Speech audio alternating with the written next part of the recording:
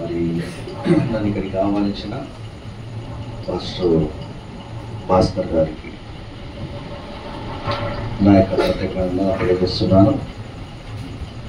మరి నేను ఇక్కడికి మరి ఈ ప్రాంతంలో ఈ గ్రామంలో మరి సీనియర్ దైవజనులు మరి మన మధ్యలో ఉన్నారు కరుణాకర్ గారు, వారికి నా ప్రత్యేకంగా తెలియజేస్తున్నాను.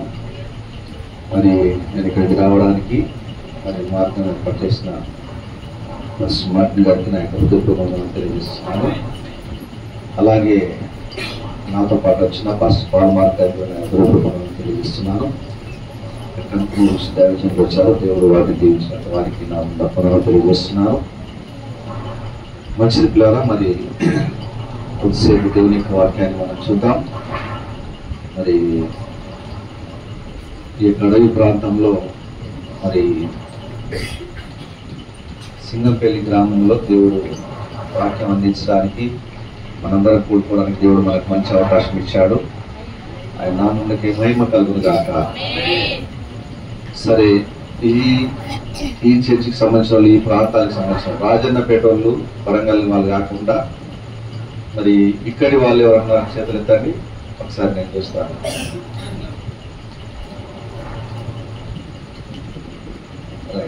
సంతోషం, చదివించాలి. దేవుడు మిమ్మల్ని దీవించును గాక. మరి కొన్ని కార్యాలు మరి బైబిల్ గ్రంథంలో వచ్చి మనం ధ్యానం చేద్దాం.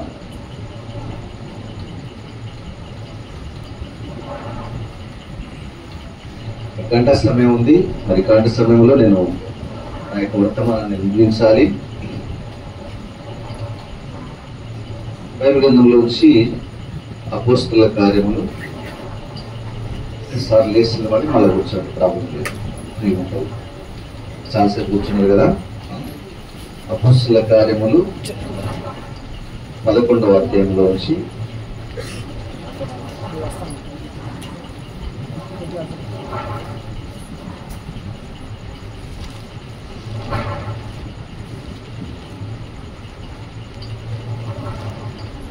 పదకొండవ అధ్యాయంలో 12, 13, 14 వచ్చిన 12, 13, 14 వచ్చిన పేజ్ నెంబర్ 114.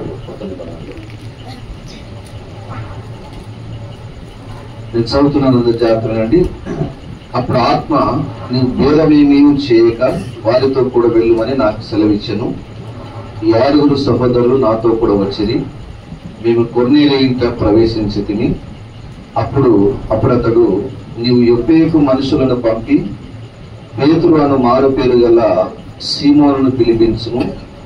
నీవును నీ ఇంటి వారందరూ ఏ మాటల వల్ల రక్షణ పొందుదురో ఆ మాటలు అతడు నీతో చెప్పునని తన ఇంట నిలిచి తనతో చెప్పిన యొక్క దేవదూతను చూచిన సంగతి మాకు తెలిపారు.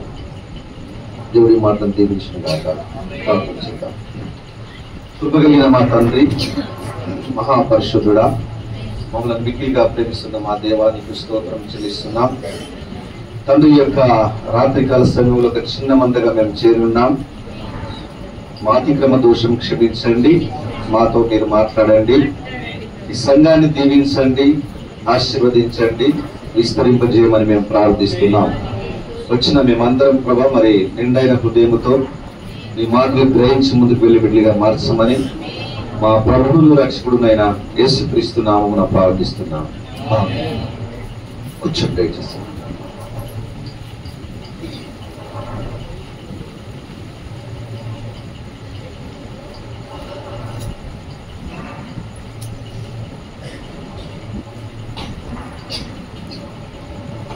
మంచిది పిల్లరా. మరి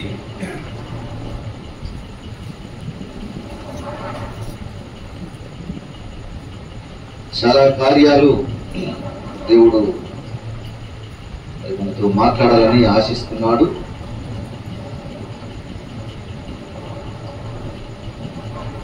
ఇప్పుడు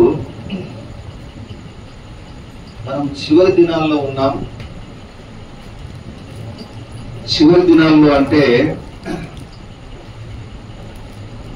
ప్రభు వచ్చి ఆయన నమ్మిన బిడ్డలను తీసుకొని వెళ్ళే రోజులలో మనం ఉన్నాం. ఈ రోజుల గురించి బైబిల్లో రాయబడ్డ కార్యాలు ఏంటంటే, నోవాహు దినంలో జరిగినట్లు మనుష్య కుమారుడి దినంలో జరుగుతుందని, లోతు దినముల్లో ఉండినట్లు మనుష్య కుమారుడి దినంలో ఉంటుందని, చాలా కార్యాలు ఈ చివరి దినాల గురించి రాయబడ్డాయి. ఈ చివరి దినాల్లో మరి మనల్ని మనం దేవునికి సమర్పించుకొని రక్షింపబడాలి. హల్లెలూయా. మనల్ని మనం దేవునికి సమర్పించుకొని రక్షింపబడాలి.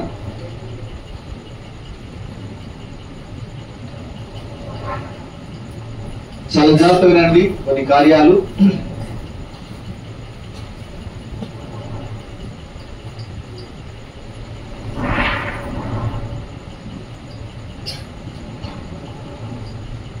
చివరి దినాల్లో ప్రభు వచ్చినప్పుడు మనమందరం మార్పు చెంది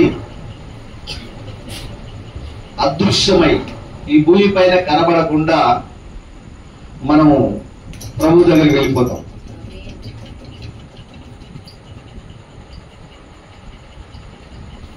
హల్లెలూయా.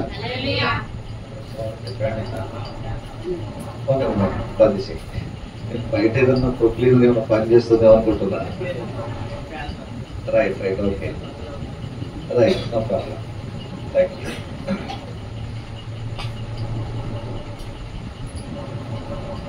ఓకే, సరే, మనం ఈ ప్రాంతంలో జీవిస్తున్నాం. మరి పాస్టర్ అభిషేక్ గారు, భాస్కర్ గారు మీకు చక్కని వాక్యం అందిస్తున్నారని నేను అనుకుంటున్నాను. మరి చక్కగా ఈ సంఘం ఎదగాలి, దీవించబడాలి. హల్లెలూయా. ముందు మేము చదివించినప్పుడు మరి బ్రదర్ని కలిసాం, ఈ చర్చిలో ప్రార్థన కూడా చేసిపోయాం, కరుణాకర్ గారు కూడా కలిసిపోయాం ఆ రోజు. మరి ఈ యొక్క సంఘం ఇంకా దీవించబడాలి, ఆశీర్వదించబడాలి, అనేకులు రక్షింపబడాలి. సరే, మరి చివరి దినాల్లో ఎట్లా ఉంటది, ఏ విధంగా ఉంటది అనే కార్యాలు ప్రభు చిత్తమైతే మళ్ళీ ఎప్పుడన్నా మాట్లాడదాం.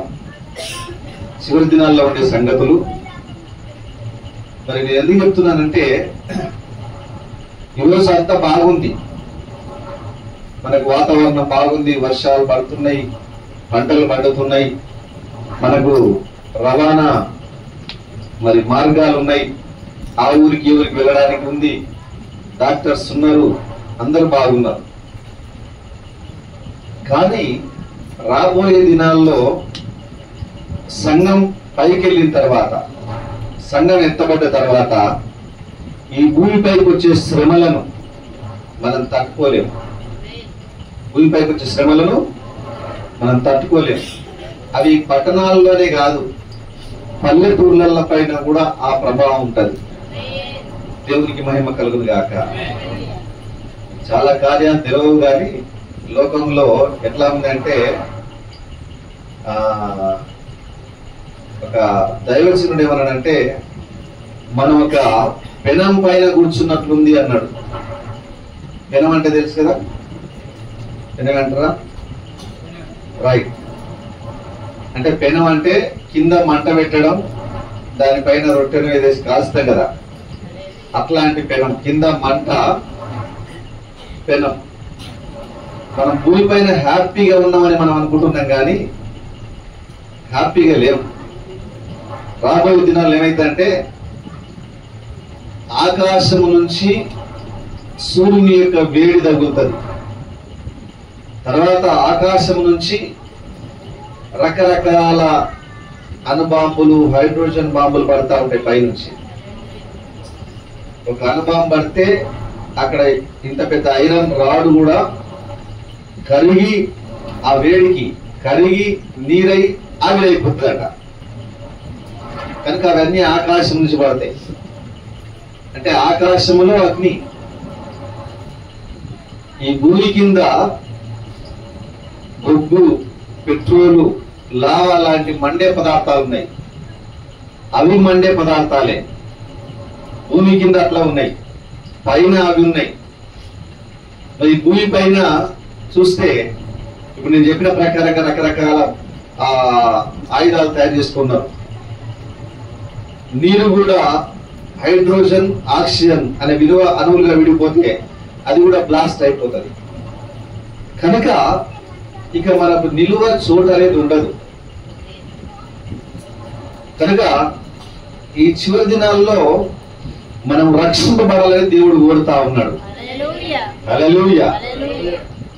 అంటే వీటన్నిటిలో వచ్చి మనం తప్పించబడాలంటే మనం యేసుక్రీస్తు దగ్గరికి వచ్చి యేసుక్రీస్తుని నమ్మి మన జీవితాన్ని సమర్పించి చర్చికి రెగ్యులర్ గా వచ్చి పాస్టర్కు సహకరించి వాక్యానుసారంగా జీవించినప్పుడు నీవు రక్షింపడతావు. అయితే దేవుడి రోజు ఇంతకు ముందు లాగా చూస్తలేడు ఆయన. ఇంతకు ముందు మనం ఎట్లా ఉన్నా ఏం చేసినా జరిగేది. కానీ ఈ కాలం ఎట్లాంటిదంటే అపోస్తుల కార్యములు 17వ అధ్యాయం చేయండి. అపోస్తుల కార్యములు 17వ అధ్యాయం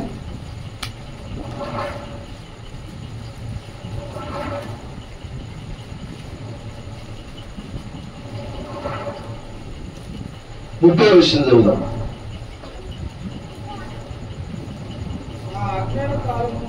అపోస్తుల కార్యములు 17వ అధ్యాయం 30వ వచనం.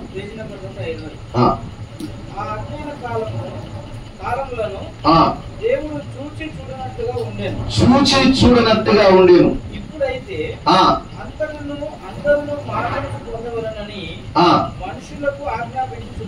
మనుషులకు ఆజ్ఞాపించున్నాడు.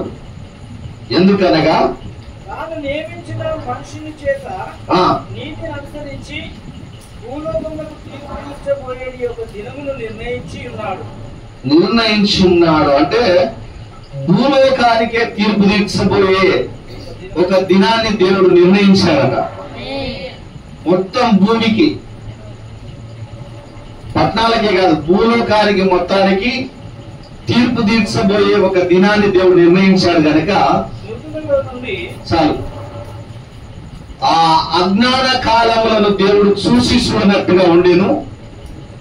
ఇప్పుడైతే అంతటను అందరూ మారు మనసు పొందాలి, మారు మనసు పొంది రక్షింపబడాలి. హల్లెలూయా. మన వెనకటి కాలం కాదు ఇప్పుడు, ఇది అజ్ఞాన కాలం కాదు. ఇది దేవుడి రోజు మనకు చర్చిలనిచ్చిండు, బైబిల్నిచ్చిండు, కాపరినిచ్చిండు, పరిశుద్ధాత్మనిచ్చిండు ఆయన. కనుక మనకు చదువు ఇచ్చిండు. ఆ పాతకాలంలో మనకు బైబిల్ లేకపోయేది, పాస్టర్లు లేకపోయేది, తర్వాత చదువు తక్కువ ఉండేది, బైబిల్ అందుబాటులో లేకుండేది. ఇప్పుడైతే అన్ని మనకి ఇచ్చిండు. బైబిల్ ప్రతి ఒక్కరికి బైబిల్ ఇచ్చిండు. దాంట్లో లేఖనాలను చదివి పరిశీలించాలని, ప్రతి ఆదివారం పాస్టర్ చెప్పే వాక్యాన్ని హృదయంలో భద్రపరచుకోవాలని పాస్టర్ని ఇచ్చిండు, ఒక మంచి మార్గం చూపించడానికి. నీకు బైబిల్లో రాయబడే కార్యాలు గ్రహింపు కావడానికి పరిశుద్ధాత్మనిచ్చిండు. హల్లెలూయా. ఇక చదువులు ఇచ్చిండు, వెలుతురునిచ్చిండు, ఈరోజు అనేకమైన ఇచ్చిండు. కనుక పాతకాలం లాగా కాదు ఇప్పుడు. ఇప్పుడు అంతటను అందరూ మారు మనసు పొందాలి, అంటే అందరూ రక్షింపడాలి, సత్యవాక్యాన్ని చూడాలని కోరుతా ఉన్నాడు ఆయన. దేవుని నామమునకు మహిమ కలుగును గాక. రైట్. ఇప్పుడు మనం చదివిన లేఖన భాగం అపొస్తలుల కార్యం 10వ అధ్యాయంలోకి వెళ్దాం. 11వ అధ్యాయం, అపొస్తలుల కార్యం 11వ అధ్యాయంలో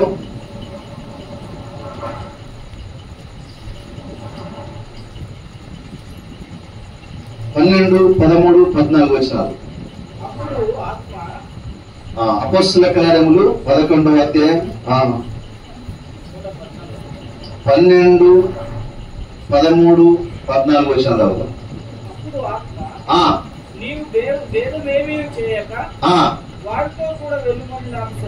నాకు సెలవిచ్చాను. ఆ ఆరుగురు సహోదరులు నాతో కూడా వచ్చిరి. మేము కొర్నేలి ఇంట ప్రవేశించితిమి. అప్పుడు అతడు, నీవు యొప్పేకు మనుషులను పంపి పేతురును మారుపేరు సీమోనును పిలిపించుము. నీవును నీ ఇంటి వారందరూ ఏ మాటలోనైనా రక్షణ పొందుదురో ఆ మాటలు అతడు నీతో చెప్పునని తన ఇంట నిలిచి తనతో చెప్పిన దేవదూతలు చూసిన సంగతి మాకు తెలిపారు. ఈ సందర్భము జాగ్రత్తగానండి. దైవజనులు ఉన్నారు ఇక్కడ. దైవజనులకు బైబిల్ తెలుసు, బైబిల్ చదివిన వాళ్ళకి తెలుసు. ఈ అపోస్తుల కార్య 10వ అధ్యాయంలో కొర్నేలి అని ఒక భక్తిపరుడు ఉంటాడు. ఎవరు ఉన్నారు ఇక్కడే? ఏం పేరు ఆయన పేరు? కొర్నేలి అనే ఒక భక్తిపరుడు ఉన్నాడు. ఇటలీ పటాలమనబడిన పటాలములో 10వ అధ్యాయం 1వ వచనం చదవండి.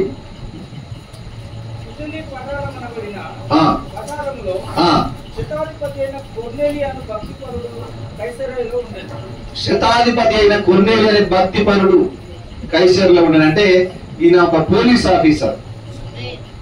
ఈ కొర్నేలి అంటే ఆయన 100 మంది పోలీసుల పైన అధికారి. ఈ పోలీస్ ఆఫీసర్ ఆయన గురించి ఏం రాయబడింది అంటే భక్తిపరుడు అని రాయబడింది. ఏం పేరు? ఏమని రాయబడ్డది? భక్తిపరుడు అని రాయబడ్డది. ఇంకా చదవండి.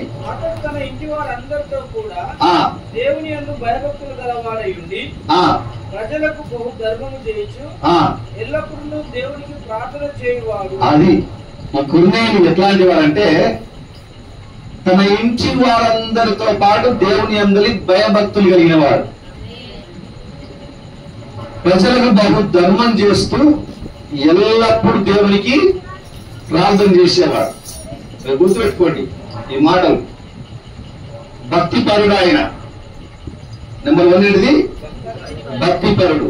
నెంబర్ 2 ఏంటంటే తన ఇంటి వారందరితో పాటు దేవుని అందరి భయభక్తులు కలిగిన వాడు.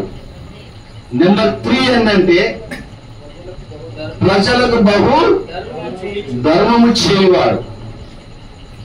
నెంబర్ 4 ఏంటిదంటే దేవునికి ఎల్లప్పుడూ ప్రార్థన చేసేవాడు. ఎల్లప్పుడూ ప్రార్థన చేసేవాడు. అప్పుడప్పుడు కాదు, వారానికి ఒకసారి కాదు. ఈరోజు చాలా మంది ప్రార్థన సరిగా చేయరు. ఎప్పుడోసారి గుర్తొచ్చినప్పుడు చేస్తారు. కానీ ఆయన ధర్మం చేసేవాడు, ప్రార్థన చేసేవాడు ఎల్లప్పుడు. హల్లెలూయా. ఆయన గురించి ఇంకొక మాటలు రాయబడ్డది. ఆయన ఎట్లాంటి వాడు అనేది ఇదే 10వ అధ్యాయంలో 22వ వచనం.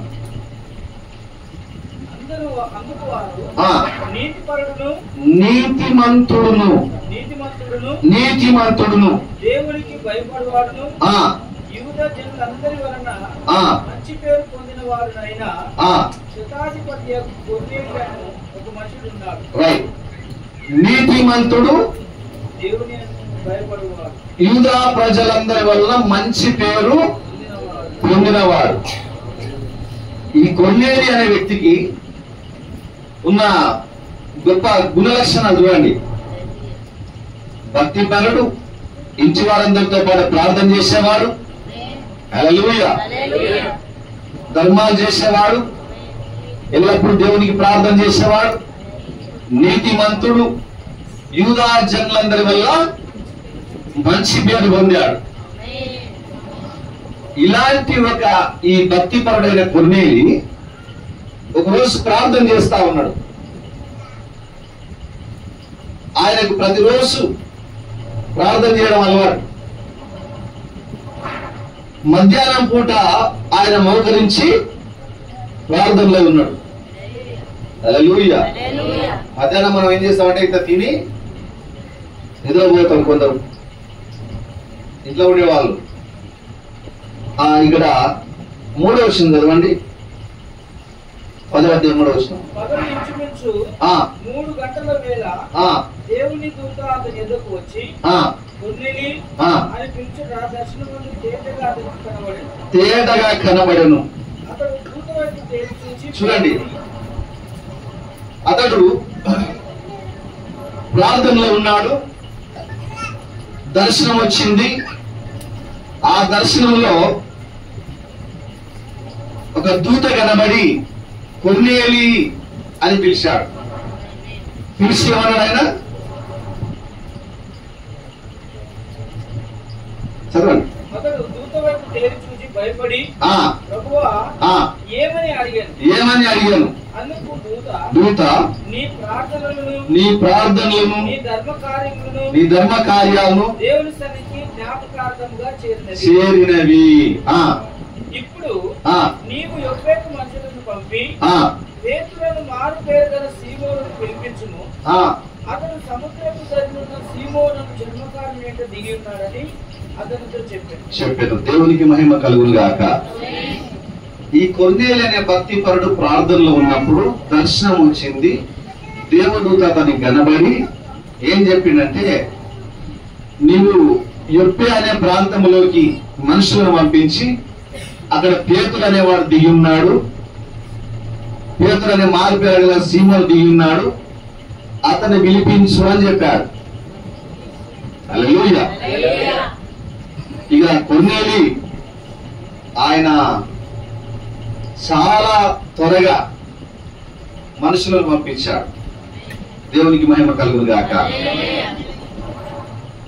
మనుషులను పంపించాడు. ఆ మనుషులు పేతురు దగ్గరికి వెళ్ళారు, పేతురును తీసుకొచ్చారు.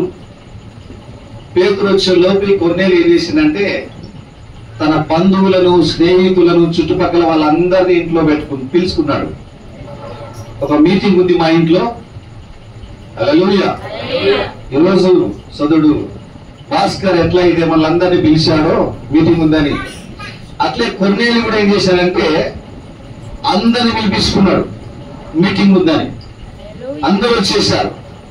వచ్చిన తర్వాత పేతురు కూడా వచ్చేసాడు ఇంట్లోకి. పేతురు వచ్చినంటనే ఈ శతాధిపతి పోలీస్ ఆఫీసర్ ఏం చేసినంటే సాగిలపడ్డాడు ఆయనకు. అప్పుడు ఆయన అన్నాడు, అయ్యా నేను కూడా నీలాంటి మనిషినే, సాగిలపడద్దు, లేచి నిలబడు అన్నాడు. ఓకే, నువ్వు నన్ను పిలిపించింది మంచిది, మరి ఏందో విషయాలు చెప్పు, ఎందుకు పిలిపించినావు అంటే, ఆ కొర్నేలికి ఒక దూత వచ్చి ఆ దూత ఏం చెప్పాడో ఆ మాటలన్నీ. హల్లెలూయా. కొందరు ఫోన్లు కొద్దిసేపు స్విచ్ ఆఫ్ చేయాలి, ఒక గంట సేపు. నేను కూడా స్విచ్ ఆఫ్ చేసిన, అంటే నా ఫోన్ సిగ్నల్ కలవవు, స్విచ్ ఆఫ్ అయినట్టు అది. కానీ కొంచెం జియో ఫోన్లు ఉన్న వాళ్ళందరూ కొద్దిసేపు స్విచ్ ఆఫ్ చేసేయండి. ఇక్కడ వాళ్ళు దేవుడు మాట్లాడుతూ ఉంటే మధ్యలో ఇక మనుషులు మాట్లాడకూడదు. హల్లెలూయా. జాగ్రత్తనండి. ఈ యొక్క అప్పుడు కొర్నేలి ఆయనకు అన్ని విషయాలు చెప్పిన తర్వాత పేతురు లేచి కొర్నేలి ఇంట్లో ప్రసంగం చేశాడు. హల్లెలూయా. ప్రసంగం చేసిన తర్వాత పరిశుద్ధాత్మ దిగాడు. అవన్నీ జరిగినాక ఇక ఈ కొర్నేలి ఆ పేతురు అన్ని జనులతోటి వెళ్లి సహవాసం చేసిందని యెరూషలేములో ఉండే పెద్దలు ఉన్నారు. విని పేతురు పిలిపించారు. పేతురు ఆయనకు వచ్చినప్పుడు వాళ్ళు అడిగారు, ఏందయ్యా నువ్వు చేసింది ఏంది, అన్ని జనుల దగ్గర పోయి నీ విధంగా భోజనం చేస్తామని అడిగితే, అట్లా కాదు ఇట్లా జరిగిందనే విషయాలు అన్ని విషయాలు చెప్పాడు. ఇది చెప్పినప్పుడు ఈ యొక్క దూత కొర్నేలికి ఏం చెప్పాడో ఈ మాట చెప్తున్నాడు. చూడండి, ఇక్కడ మనం 11వ అధ్యాయంలో, అపొస్తలుల కార్యం 11వ అధ్యాయంలో 14వ వచనం చదువుదాం. 11వ అధ్యాయం 14వ వచనం, 114వ పేజీలో. నీవును నీ ఇంటి వారందరూ ఏ మాటల వలన రక్షణ పొందుదురో ఆ మాటలు అతడు నీతో చెప్పునని తన ఇంటి నుంచి తనతో చెప్పిన ఒక దేవదూత చూసిన సంగతి మాకు తెలిపాను. నీవును నీ ఇంటి వారందరూ ఏ మాటల వల్ల రక్షణ పొందుదురో ఆ మాటలు ఆ పేతురు నీతో చెప్తాడు అని తన ఇంట నిలిచి తనతో చెప్పిన ఒక దేవదూతను గురించి చెప్పాడు ఆయన. అంటే దేవదూత కొర్నేలికి ఏం చెప్పాడంటే, ఈ కొర్నేలికి ఏం చెప్పాడంటే, నీవును నీ ఇంటి వారందరూ ఏ మాటల వలన రక్షణ పొందుదురు. హల్లెలూయా. అందరు ఉన్నారా ఇక్కడే? ఆ దేవదూత కొర్నేలి ప్రార్థనలో దర్శనంలో కనబడ్డాడు కదా. కనబడి ఏం చెప్పాడంటే దేవదూత, నీవును నీ ఇంటి వారందరూ ఏ మాటల వలన రక్షణ పొందుదురు. ఏ మాటల వల్ల రక్షణ? మీకు అర్థమైందండి? రక్షణ పొందుదురు. ఆ మాటలు పేతురు మీకు చెప్తాడు అన్నాడు. అంటే కొర్నేలి ఇంటికి అప్పటి వరకు రక్షణ ఉన్నట్లా లేనట్లా? చెప్పండి, మీకు అర్థమైన చెప్పండి. ఇప్పుడు ఆ దేవదూత ఏమన్నాడంటే, మీరు అర్థమన్నారు ఇక్కడ, కొర్నేలితో ఏమన్నాడంటే, నీవును నీ ఇంటి వారందరూ ఏ మాటల వల్ల రక్షణ పొందుదురో ఆ మాటలు పేతురు నీకు చెప్తాడని దేవదూత చెప్పాడు. ఏ మాటల వల్ల రక్షణ పొందుదురో అన్నాడు. అంటే అప్పటి వరకు కొర్నేలి రక్షింపబడ్డట్లా రక్షింపబడనట్లా? ఏమండి బ్రదర్స్, మీకు అర్థమవుతుందని చెప్పేది. దూత ఏమన్నాడంటే, నీవును నీ ఇంటి వారు ఏ మాటల వల్ల రక్షణ పొందుదురో ఆ మాటలు పేతురు చెప్తాడు అన్నాడు. రక్షణ పొందుదురో అన్నాడు. అంటే అప్పటి వరకు కొర్నేలి ఇంటికి రక్షణ ఉన్నట్లా లేనట్లా? వెరీ గుడ్, మంచి వచ్చేసారు. అంటే రక్షణ పొందే మాటలు కొర్నేలి ఇంటి వాళ్ళు రక్షణ పొందే మాటలు ఎవరు చెప్తాడంటే పేతురు చెప్తాడు. అంటే పేతురు వచ్చేంత వరకు కొర్నేలి ఇంటికి రక్షణ లేదు. కొర్నేలి భక్తిపరుడే, దేవుని అందలి భయభక్తులు కలిగిన వాడే, ధర్మాలు చేసేవాడే, ఎల్లప్పుడూ దేవునికి ప్రార్థన చేసేవాడే, నీతిమంతుడే, యూదా జనులందరి వలన మంచి పేరు పొందిన వాడే. హల్లెలూయా. ఇన్ని లక్షణాలు ఆ కొర్నేలికి ఉంటే ఆ కొర్నేలి ఇంటికి రక్షణ లేదు. హల్లెలూయా. అంటే రక్షణ లేకుండా కూడా ఒక మనిషి ఇట్లా ఉండగలడు. రక్షణ లేకుండా కూడా ఒక వ్యక్తి ప్రార్థన దేవుడు వింటాడు. రక్షణ లేకుండా ఒక వ్యక్తి చేసే ధర్మ కార్యాలు దేవుని సన్నిధిలోకి చేరుతాయి. రక్షణ లేకున్నా దేవదూత అతని ఇంటికి వస్తాడు. దేవునికి మహిమ కలుగును గాక. పేతురు వచ్చేంత వరకు కొర్నేలి ఇంటికి రక్షణ లేదు. కొర్నేలి ఇంటికి అక్కడ నీవును అని రాయబడ్డది. నీవు అంటే కొర్నేలి, నీ ఇంటి వారందరూ, కొర్నేలి ఇంటి వాళ్ళందరూ ఏ మాటల వల్ల రక్షణ పొందుదురో. హల్లెలూయా. నేను ఎందుకు ఈ మాటలు మీకు చెప్తున్నానంటే, మనం కూడా చాలాసార్లు ఏమనుకుంటామంటే, ఇక నేను యేసు ప్రభువుని నమ్ముకున్నా, నా ఇంటి వాళ్ళందరూ దేవుని నమ్ముకున్నారు, ఇక మేము రక్షింపబడతాం, రక్షణ ఉంది మాకని మనం అనుకుంటుంటాం. మనం ప్రార్థన చేస్తే దయ్యాలు వెళ్ళిపోతాయి, ప్రార్థన చేస్తే రోగులు బాగైపోతారు. మనం ఇవన్నీ చేసుకుంటూ ఉంటాం. ఇవన్నీ చేస్తా ఉంటుంటాం కనుక ఇప్పుడు మనకి ఏమనిపిస్తుంది అంటే, ఇక ఆల్రెడీ మనం రక్షింపబడ్డాం, మరి ప్రాబ్లం ఏం లేదా అని అనుకుంటూ ఉంటాం. కొర్నేలి కూడా అట్లా ఉండే.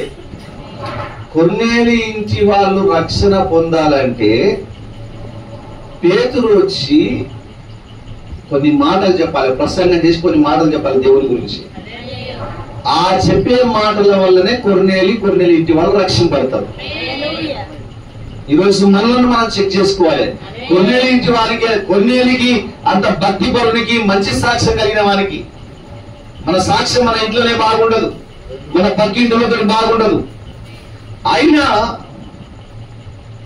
మంచి సాక్ష్యం కలిగిన కొర్నేలికి రక్షణ లేనప్పుడు మన పరిస్థితి ఏంటి, మనం ఏం చేయాలి ఇప్పుడు అనేది మనం ఆలోచన చేయాలి. పేతురు వచ్చి ఏం చెప్పాడు అక్కడ? పేతురు వచ్చి కొర్నేలి ఇంటికి వచ్చి ప్రసంగం చేశాడు. చేసిన తర్వాత లాస్ట్ ఏం చెప్పాడు? 10వ అధ్యాయం చూడండి. 10వ అధ్యాయంలో, అపోస్తల కార్యములు 10వ అధ్యాయంలో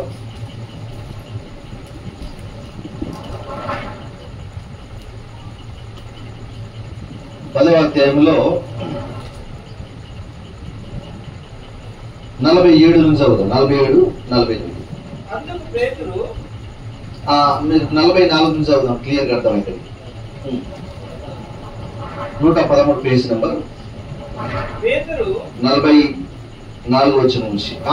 పేతురు ఈ మాటలు ఇంకా చెప్పుచుండగా అతని బోధ విన్న వారందరి మీదకి పరిశుద్ధాత్మ దిగాను. సున్నతి పొందిన వారిలో పేతురుతో కూడా వచ్చిన విశ్వాసులందరూ పరిశుద్ధాత్మ వరకు అన్యజనుల మీద సైతము కుమరింపబడుట చూచి విభ్రాంతి నొందిరి. ఏలయనగా వారు భాషలతో మాట్లాడుచు దేవుని గణపరచుచుండగా వినిరి.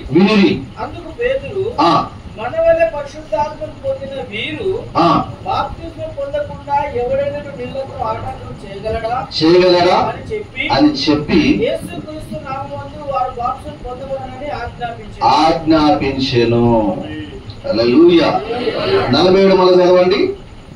అందుకు పేతురు, మన వల్ల పరిశుద్ధాత్మను పొందిన వీరు బాప్తిస్మం పొందకుండా ఎవడైనా నీళ్లకు ఆటంకం చేయగలరా అని చెప్పి యేసుక్రీస్తు నామమునందు వారు బాప్తిస్మం పొందవలెనని ఆజ్ఞాపించెను. బాప్తిస్మం పొందకుండా ఎవడైనా నీళ్ళకు ఆటంకం కలగజేయగలడని చెప్పి యేసుక్రీస్తు నామములో బాప్తిస్మం పొందాలని ఆజ్ఞాపించాడు. అంతేనండి? రైట్. అంటే కొర్నేలి ఇంటి వాళ్ళు రక్షణ పొందాలంటే ఏం చేయాలంటే బాప్తిస్మం పొందాలి. అందరున్నారు ఇక్కడే? కొర్నేలి ఇంటి వాళ్ళు రక్షణ పొందాలంటే ఏం చేయాలి? బాప్తిస్మం పొందాలి. బాప్తిస్మం వల్ల రక్షణనా? ఒకసారి మీరు చూడండి. మార్క్స్ సువార్త 16:16 చూడండి. మార్క్స్ సువార్త 16:16.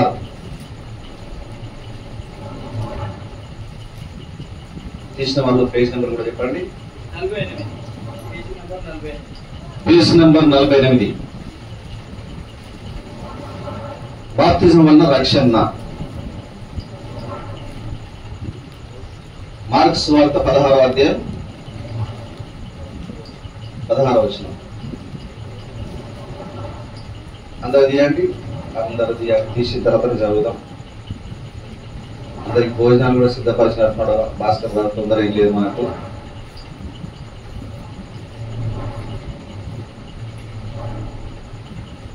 మార్క్స్ వార్త 16:16 చదవండి. నమ్మి బాప్తిస్మం పొందిన వాడు రక్షింపబడును, నమ్మని వానికి శిక్ష విధింపబడును.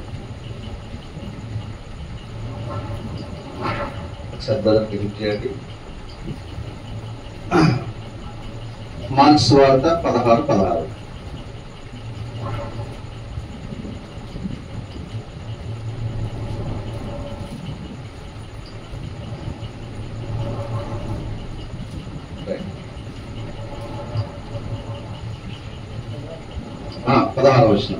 నమ్మి బాప్తిస్మం పొందిన వాడు రక్షింపబడును, నమ్మని వానికి శిక్ష విధింపబడును. నమ్మి బాప్తిస్మం పొందిన వాడు రక్షింపబడును, నమ్మని వానికి శిక్ష విధింపబడును. బాప్తిస్మం పొందిన వాళ్ళు ఉన్నారా ఎవరైనా ఇక్కడ? అందరు పొందినా? బాప్తిస్మం పొందిన వాళ్ళు ఎవరు ఉన్నారా? రైట్, అందరు పొందినట్టున్నారు. రైట్. నమ్మి బాప్తిస్మం పొందిన వాడు రక్షింపబడును, నమ్మని వారికి శిక్ష విధింపబడును. అంటే ఇప్పుడు బాప్తిస్మం ఏం చేస్తుందంటే మనలను రక్షిస్తుంది. హల్లెలూయా. కొర్నేలి ఇంటి వాళ్ళు రక్షణ పొందాలంటే వాళ్ళు ఏం చేయాలి? బాప్తిస్మం పొందాలి, బాప్తిజం పొందాలి. రైట్. ఇప్పుడు మనం 10వ అధ్యాయం 45 వచ్చిన మరోసారి చూద్దాం. 10వ అధ్యాయం అపోస్తలకార్యం సారీ బ్రదర్కు సహకరించారు. అపోస్తలకార్యం 10వ అధ్యాయం 48.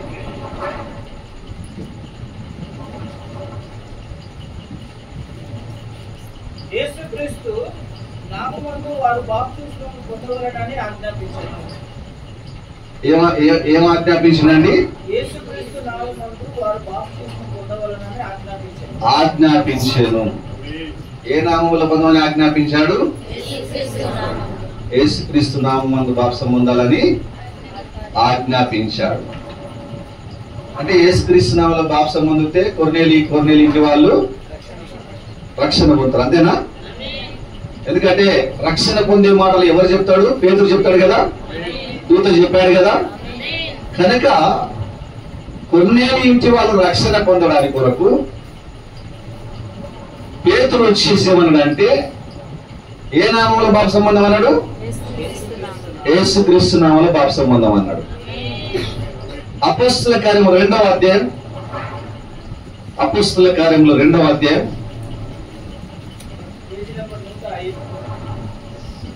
2వ అధ్యాయం 38 వచ్చింది కదా. అపోస్తల కార్యము 2వ అధ్యాయం 38 వచ్చింది కదా. పేతురు 2వ అధ్యాయం 38.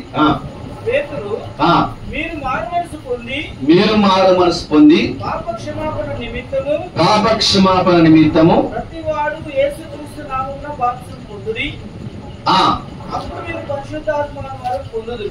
రైట్. పేతురు ఏమంటున్నాడు అక్కడ? మీరు మారు మనసు పొంది పాప క్షమాపణ నిమిత్తం ప్రతివాడు యేసుక్రీస్తు నామమున. రైట్. మీరు కూడా చెప్తుండాలి. మీరు మూలుగుతా ఉంటే, మీరు చెప్తా ఉంటే నాకు అర్థమవుతుంటది, నేను చెప్పేది మీకు అర్థమవుతుందని. నేను చెప్పే మాటలు కానీ మీరు అర్థం చేసుకోకుంటే నేను ఇక్కడికి వచ్చి ప్రయోజనం లేదు, మీరు విని ప్రయోజనం లేదు. జాగ్రత్తగా వినండి. పేతురు ఏమంటున్నారంటే మీరు మారు మనసు పొంది పాప క్షమాపణ నిమిత్తం, అంటే పాపాలు క్షమించబడాలంటే ప్రతివాడు ఏ నామమున బాప్తిసం పొందమన్నాడు? యేసుక్రీస్తు నామమున బాప్తిస్మం పొందండి, అప్పుడు మీరు పరిశుద్ధాత్మను వరం పొందుదురు. పరిశుద్ధాత్మను వరం పొందాలంటే ఇప్పుడు ఏ నామమున బాప్తిసం పొందాలి? ఏమండి? యేసుక్రీస్తు నామమున బాప్తిసం పొందాలి. యేసుక్రీస్తు నామమున బాప్తిసం పొందితే మనకు పాపాలు క్షమించబడతాయి. బైబిల్లో ఉండే వాక్యమే నేను మీకు చూపిస్తున్నా. 41 వచ్చింది అన్ని 41. కాబట్టి అతని వాక్యము అంగీకరించిన వారు బాప్తిస్మము పొందిరి. 41 వచ్చింది మళ్ళీ చదవండి. కాబట్టి అతని వాక్యము అంగీకరించిన వారు బాప్తిస్మం పొందిరి. ఆ దినమందు ఇంచుమించు 3000 మంది చేర్చబడిరి. ఇంచుమించు 3000 మంది చేర్చబడ్డారు. ఈ 3000 మంది ఇప్పుడు ఏ నామముల బాప్తిసం పొందినట్లండి? రైట్. తర్వాత 8వ అధ్యాయం 12వ వచనం. అపోస్తల కార్యములు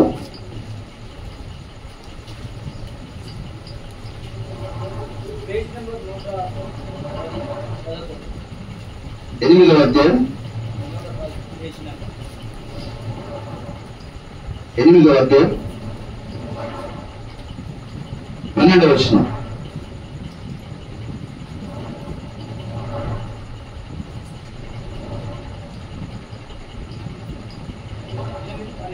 yes 12వ వచనం. అయితే ఫిలిప్పు దేవుని రాజ్యమును గురించి యేసుక్రీస్తు నామమును గురించి సువార్త ప్రకటించుచుండగా వారతన్ని నమ్మి పురుషులను స్త్రీలను బాప్తిసం పొందిరి. వాళ్ళు ఎట్లా పొందారో 16వ వచనంలో ఉంది.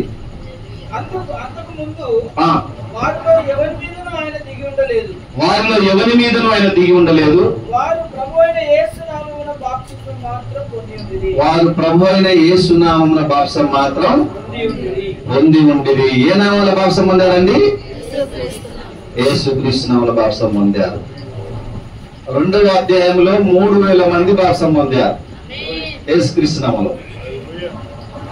ఇక్కడ అపోస్తలుల కార్యం 8వ అధ్యాయంలో కూడా యేసుక్రీస్తు నామమున బాప్తిసం పొందారు. కొన్నేళ్ళ ఇంటి వాళ్ళు ఏ నామమున బాప్తిసం పొందాలని ఆజ్ఞాపించాడు? యేసుక్రీస్తు నామమున. 19వ అధ్యాయం తీయండి. 19వ అధ్యాయం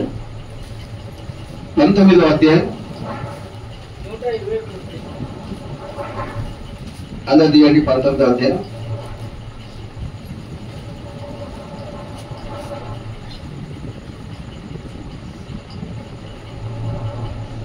రైట్.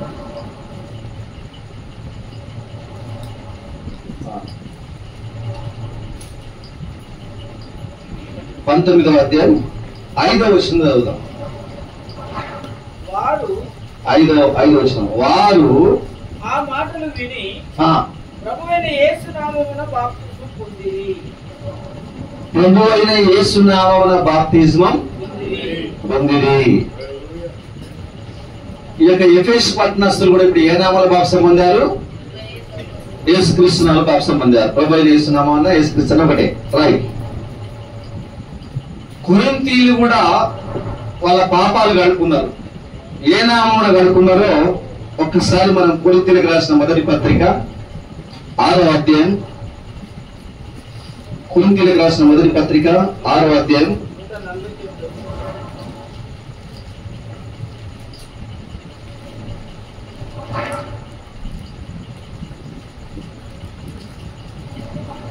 6వ అధ్యాయం 9 నుంచి చదువుదాం. 6వ అధ్యాయం కొరింథీయులకు రాసిన మొదటి పత్రిక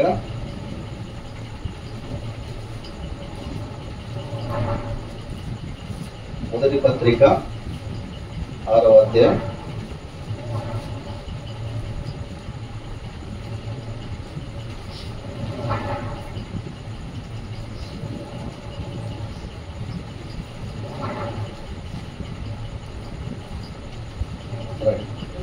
9వ వచనం నుంచి.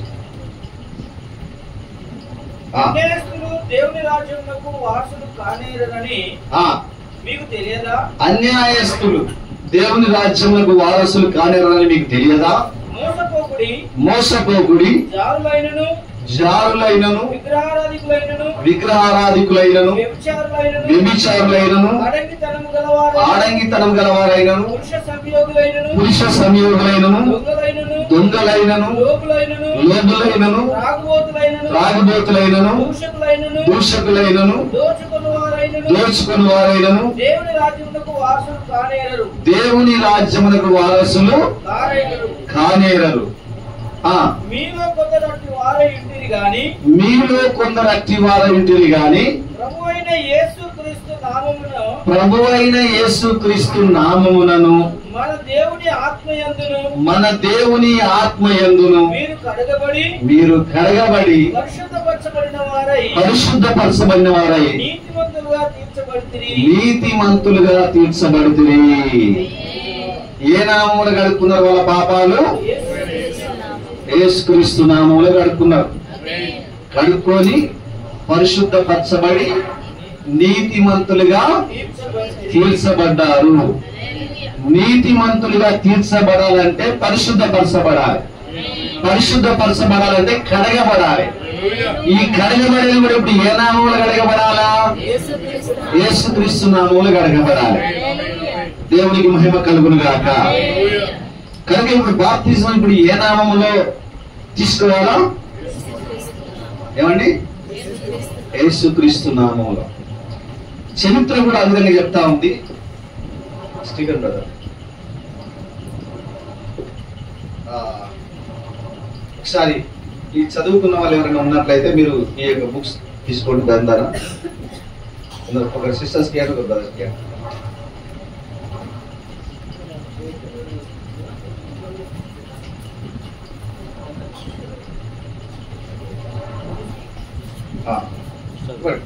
చదువుకున్న వాళ్ళు ఎవరైనా ఉంటే ఇవ్వండి, లోకల్ వాళ్ళకి ఇవ్వండి. మెయిన్గా ఇక్కడ కొన్ని పెద్దవాళ్ళు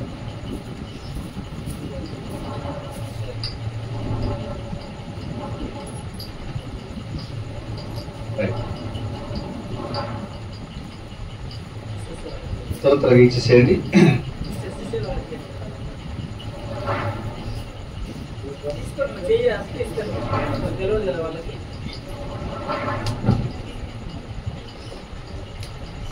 రైట్.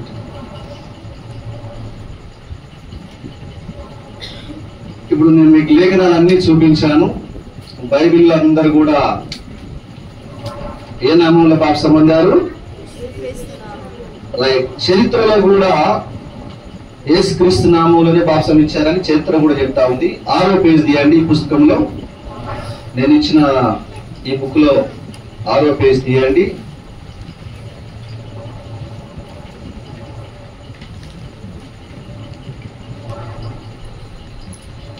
ఆరో పేజీలో యేసుక్రీస్తు నామమున బాప్సం ఇచ్చినట్లుగా చరిత్ర ఆధారాలు అని రాయబడ్డది. మొదటి బాక్స్ లో ఏం రాయబడింది చూడండి. తీసిన వాళ్ళు మొదటి 6వ పేజీలో మొదటి బాక్స్ లో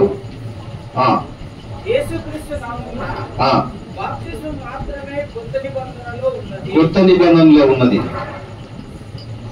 ఇది దానికి చరిత్ర ఆధారం ఇటు సైడ్ ఉంది. The new Schaff Herzog encyclopedia of religion knowledge volume 1 page number 435. రెండో బాక్స్ లో ప్రాచీన ఆధారాలను బట్టి ప్రతి చోట యేసుక్రీస్తు నామమున బాప్సం ఇచ్చినట్లు చెప్పబడినది. ప్రాచీన ఆధారాల ప్రకారంగా ప్రతి చోట యేసుక్రీస్తు నామమున బాప్సం ఇచ్చినట్లు చెప్పబడ్డది. బ్రిటానికా ఎన్సైక్లోపీడియా 11వ edition old version volume 3 page number 82. దాని తర్వాత బాక్స్ మత్తయి సువార్త 27వ అధ్యాయం 18వ వచనం యొక్క 3 విధముల నామము ఆదిమ సంఘము ఉపయోగించినట్లు కనబడటం లేదని తప్పక గుర్తించాలి. కానీ మా యొక్క సమాచారం ప్రకారముగా యేసుక్రీస్తు లేదా ప్రభు అయిన యేసు అను పదములను ఉపయోగించి బాప్తిజం ఇచ్చారు. రైట్. తర్వాత దాని చరిత్ర ఆధారంగా Hastings dictionary of the Bible 83 page number. Right. అది ఉన్నదిగా చాలు చాలు పిల్లరా. మరి ఇప్పుడు రక్షణ పొందడానికి మరి కొన్నేలి ఇంటి వాళ్ళు రక్షణ పొందాలంటే ఆ దూత ఏం చెప్పాడో మనం విన్నాం ఇంతసేపు. నీవును నీ ఇంటి వారు ఏ మాటల వల్ల రక్షణ పొందుదురో అనే మాట.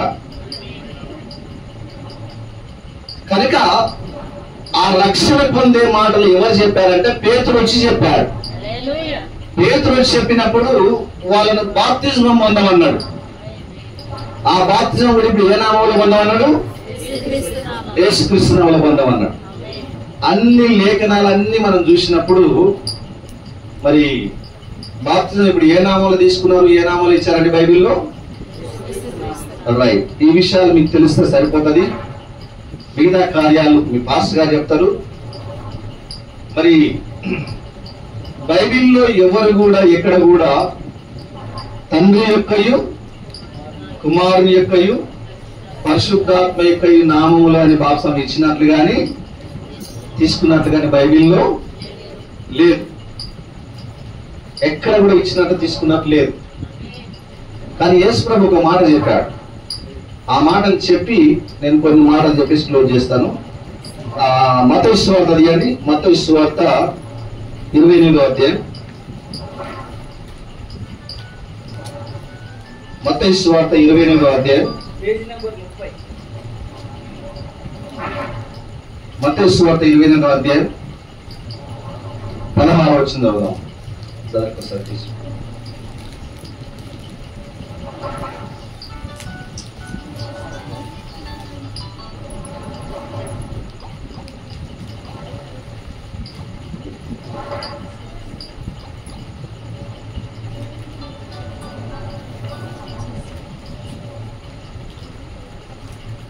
వచనం. 11 మంది శిష్యులు యేసు తమకు నిర్ణయించిన గలిలయలోని కొండకు వెళ్ళిరి.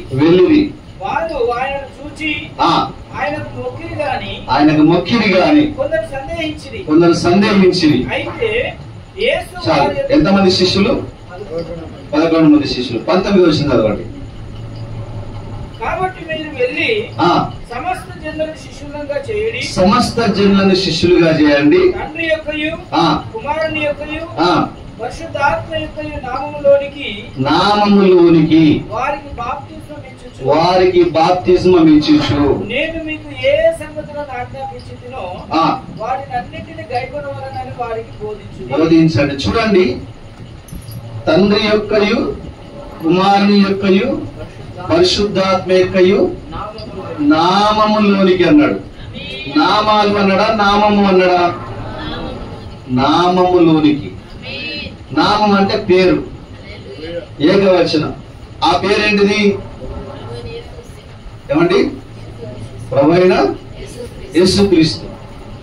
కనుక అపోస్తలులందరూ యేసు ప్రభు చెప్పిన ప్రకారంగా ఆ నామములో ఇయ్యమని చెప్పేసి యేసు ప్రభు చెప్తే ఆ నామం యేసుక్రీస్తు అని వాళ్ళు గ్రహించి ఆ నామంలో బాప్తిసం ఇచ్చారు. నేను ఎందుకు ఈ కార్యాలు చెప్తున్నా మీరు ఆలోచన చేయండి. నేను మీకు ముందే చెప్పాను, ఆ అజ్ఞాన కాలమందు దేవుడు చూసి చూడనట్టుగా ఉండేను. ఇప్పుడైతే అందరూ అంతటను మారు మనసు పొందాలి.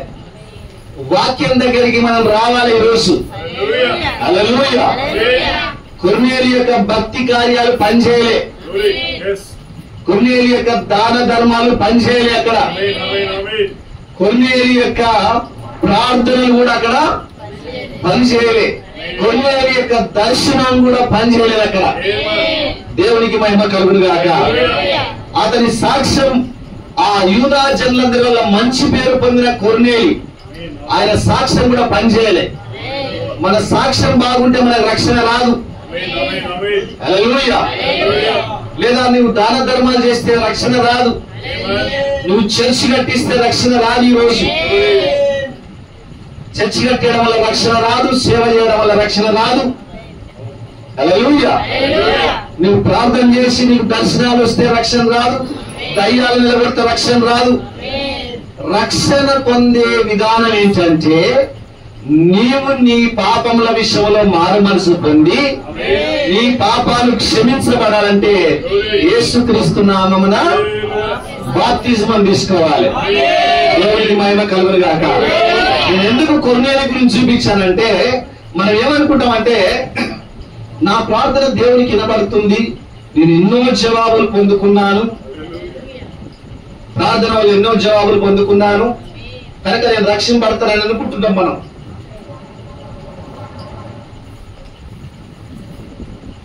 నేను దేవునికి కానుకలు ఇస్తాను, దశంభాగాలు ఇస్తాను, చర్చికి సహకరించిన ఇక నాకు రక్షణ ఉంటుంది అంటే సరిపోదు. అక్కడ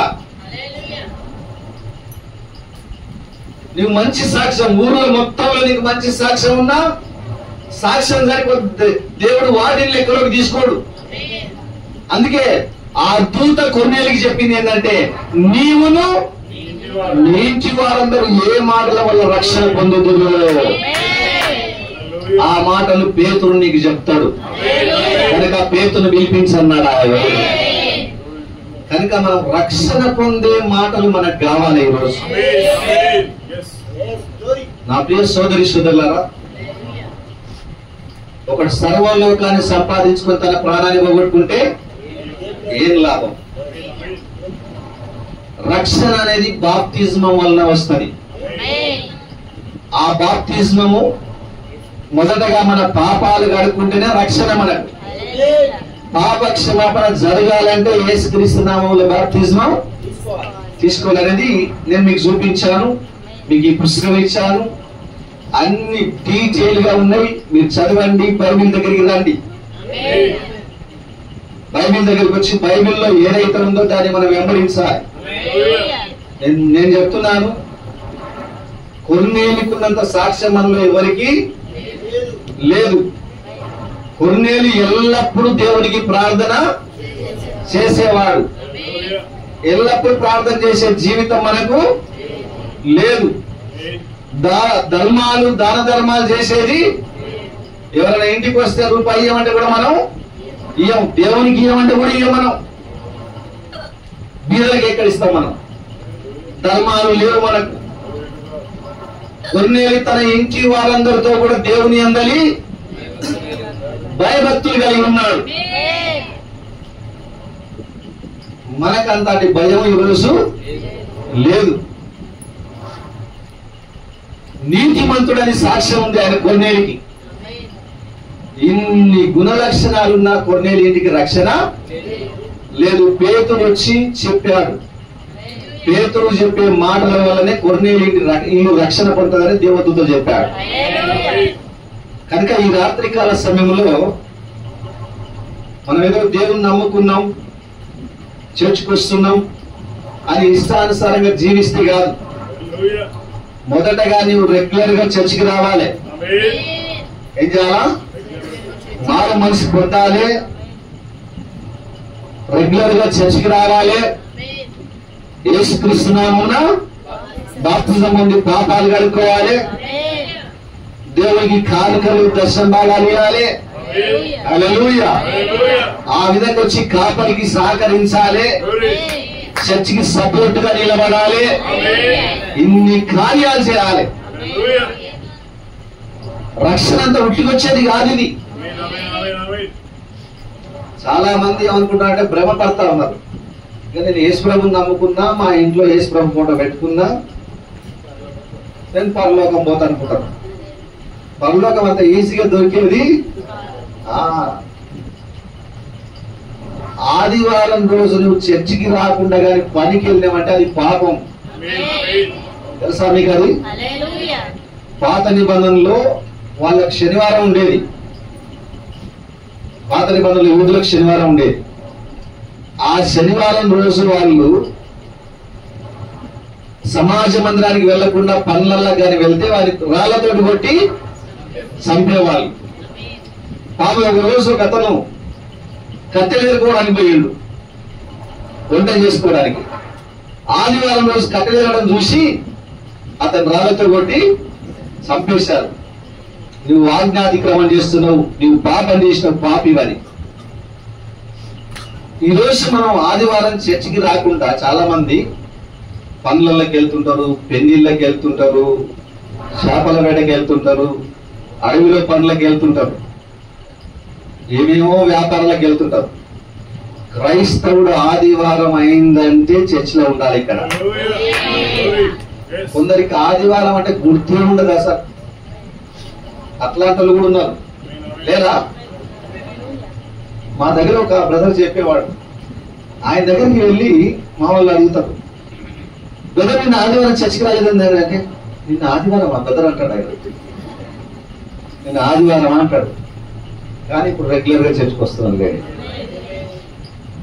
అంటే ఆదివారం చర్చికి వచ్చేది కూడా జనులు మర్చిపోతారు. నీకు ఆదివారం పెళ్లిన్నా పోకూడదు, ఆదివారం ఏ ప్రోగ్రామ్ ఉన్నా పోకూడదు. ఆదివారం చర్చిలో దేవుని సన్నిధిలో కనబడాలి. దేవుడు గాని నీలో ఉంటే నీవు ఇంటికాడ కూర్చోవని దైవజనుడు అన్నాడు. దేవుడు నీ హృదయంలో ఉంటే నువ్వు చర్చికి వస్తావు అన్నాడు ఆయన. రెగ్యులర్ గా చర్చికి వస్తావు ఏమన్నా కానీ.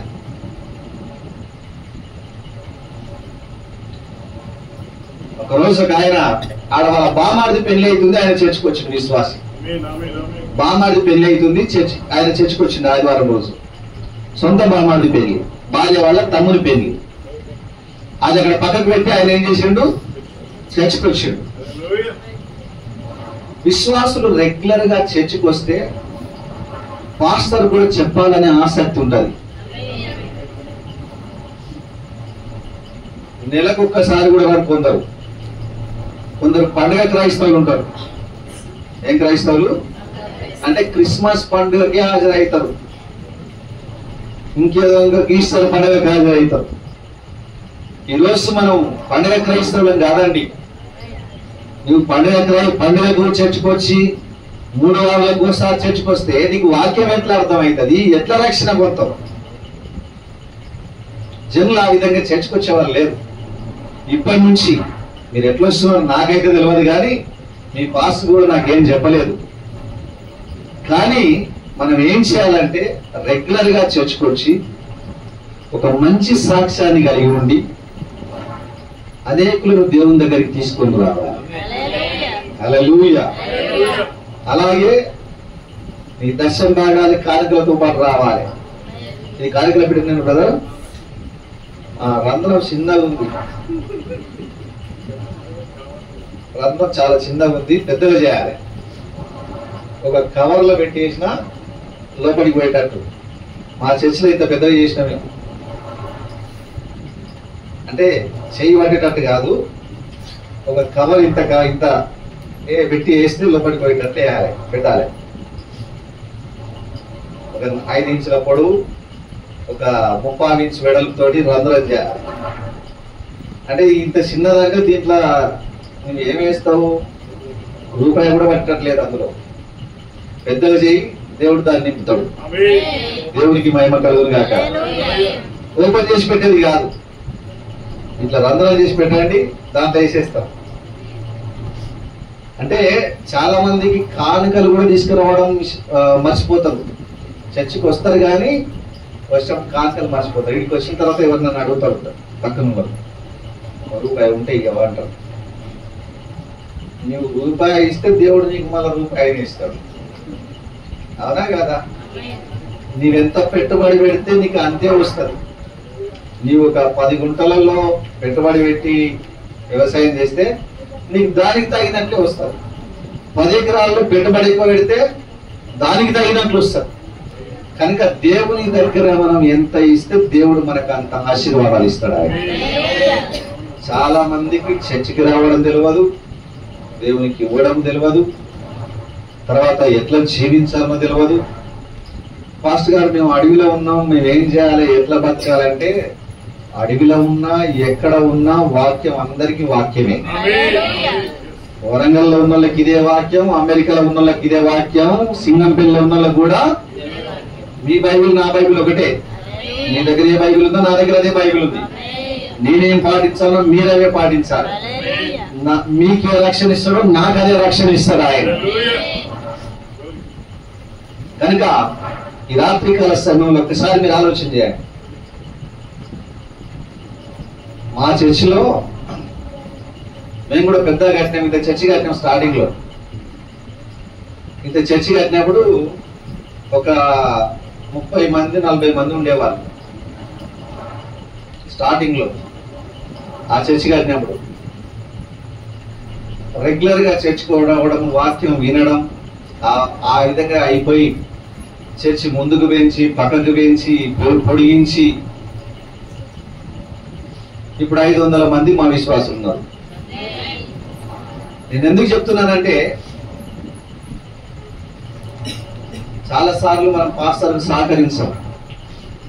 పాస్టర్ గారు ఒక్కరే వస్తారు, 2-3 విశ్వాసాలు పెట్టుకొని ఉంటాడు, 10 మంది వస్తారు. ఏం చెప్పాలని అర్థం కాని పరిస్థితి ఉంటుంది. ఆయన బాధ అనుకుంటారు.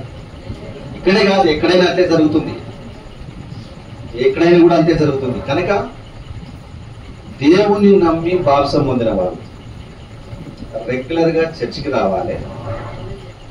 హల్లెలూయా. కానుకలు దశభాగాలు తీసుకురావాలి. మళ్ళీ ఎప్పుడైనా వచ్చినప్పుడు నేను మాట్లాడతా, కానీ సంఘానికి సపోర్ట్ చేయాలి. పాస్టర్ గారు ఎక్కడైనా సేవకి వెళ్తే పాస్టర్ గారు అంటే కూడా వెళ్ళాలి. బ్రదర్స్ ఈ విధంగా చేయాలి. ఇప్పుడు నేను చెప్పిన ప్రకారంగా మనం రక్షణ పొందాలంటే ఏ నామంలో బాప్సం పొందాలి? ఏ నామండి? యేసుక్రీస్తు నామంలో పొందాలి.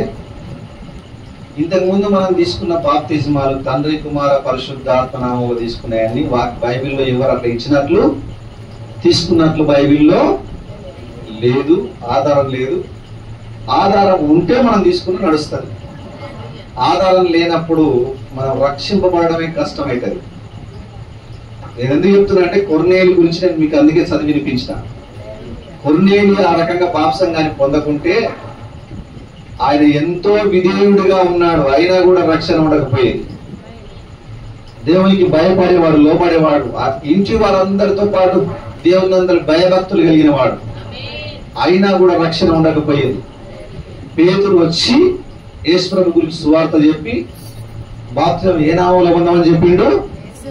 యేసుక్రీస్తు నామంలో పొందామని చెప్పిండు. కనుక మనం కూడా యేసుక్రీస్తు నామములో బాప్తిజం పొంది మన పాపాలు కడుక్కొని అపోస్తలు ప్రవక్తలు వేసిన పునాది పైన మనం ఏం చేయాలా?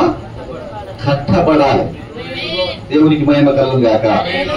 ఈ మధ్య నేను చాలా మంది చెప్తే చాలా మంది సేవకులు వచ్చి, అయ్యా మేము ఇంతకుముందు తండ్రి కుమార పరిశుద్ధాత్మను తీసుకున్నాం, చాలా మందికి అట్లా ఇచ్చినాం, మరి మీరు చెప్పినట్లు బైబిల్లో మాకు కనబడలేదు.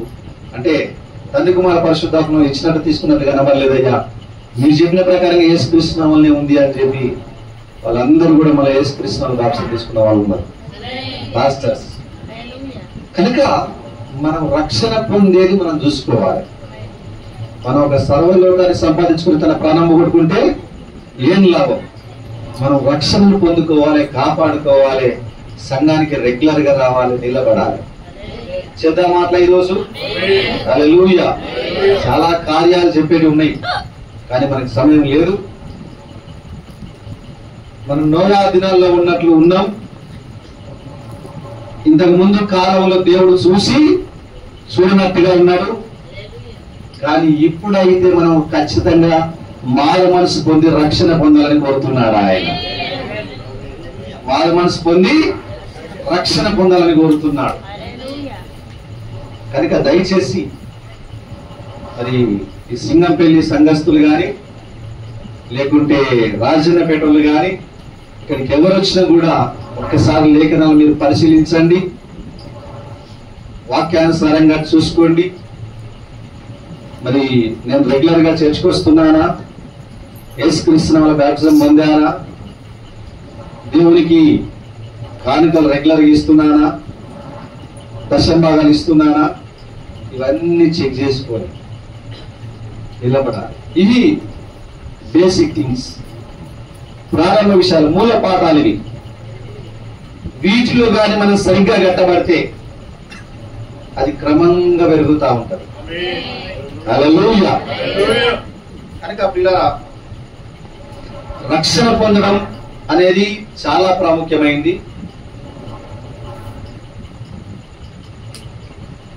దేవుడు భూలోకానికి తీర్పు తీర్చబోయే ఒక దినాన్ని నియమించాడు అని రాయబడ్డది. మొత్తం భూలోకానికి తీర్పు తీర్చబోతున్నాడు.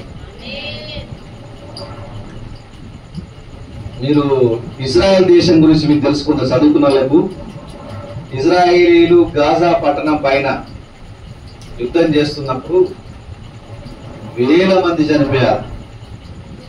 ఆ పిల్లల పరిస్థితి చూస్తే, కొన్ని వీడియోలు చూసినప్పుడు పిల్లలు దెబ్బలు తరిగి గాయాలయ్యి తినడానికి తిండి లేక